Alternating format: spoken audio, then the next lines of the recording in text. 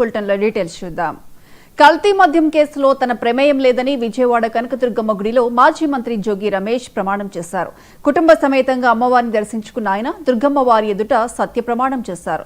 Ghat road entrance దగ్గర చేతిలో దీపం వెలిగించుకుని కల్తీ మద్యం కేసులో తన ప్రమేయం లేదని స్పష్టం చేశారు. మద్యం కేసులో తనపై తప్పుడు ఆరోపణలు చేశారని వ్యాఖ్యానించారు. జోగి రమేష్ అనే నేను తప్పు చేయలేదు, తప్పు చేయను అని పేర్కొన్నారు. తిరుమల రమ్మనడిగా అమ్మ కనకదుర్గమ్మనడిగా లేదు కాడుకోవాలంటే మీ ఇంటికి వస్తానని చెప్పా, లేదు అంటే లైట్ డిటెక్టర్ టెస్ట్కి రెడీ అని చెప్పేసా, లేదు అంటే నార్కో ఎనాలిసిస్ టెస్ట్కి రెడీ అని చెప్పేసా. ఈరోజు దేనికి కూడా స్పందన లేని ఈ ముఖ్యమంత్రి మీరు చూశారు.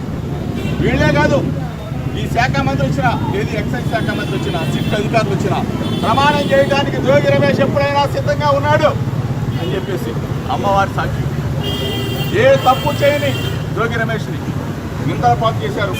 మీరే వచ్చి అమ్మవారి సాక్షిగా జోగి రమేష్ మీద మేము తప్పుడు మాటలు మాట్లాడామని చెప్పమని చెప్పేసి మీడియా మిత్రుల సాక్షిగా అడుగుతా ఉన్నా. నేను అమ్మవారి ఎదుట ప్రమాణం చేసి మీడియా మిత్రుల సాక్షిగా రాష్ట్ర ప్రజలందరికీ కూడా నేను జోగి రమేష్ నిబద్ధత, విలువలు, విశ్వసనీయత, నా హృదయాన్ని గాయపరిచిన వ్యక్తులని అమ్మవారు వారికి మొట్టికాయలు వేసి వారికి ఇటువంటి తప్పుడు ప్రచారాలు చేయొద్దని చెప్పేసి మీడియా మిత్రుల ద్వారా విజ్ఞప్తి చేస్తూ మీ అందరూ కూడా నా భావాన్ని, నా హృదయాన్ని ఒక్కసారి రాష్ట్ర ప్రజలకి తెలియజెప్పాలని చెప్పేసి ఈ ప్రభుత్వాన్ని పాలించే ముఖ్యమంత్రి చంద్రబాబు వేడుకొండల సాక్షిగా తిరుమల రమ్మనడిగా అమ్మ కనకదుర్గమ్మనడిగా లేదు కాడుకోవాలంటే మీ ఇంటికి వస్తానని చెప్పా, లేదు అంటే లైట్ డిటెక్టర్ టెస్ట్కి రెడీ అని చెప్పేసా, లేదు అంటే నార్కో ఎనాలిసిస్ టెస్ట్కి రెడీ అని చెప్పేసా.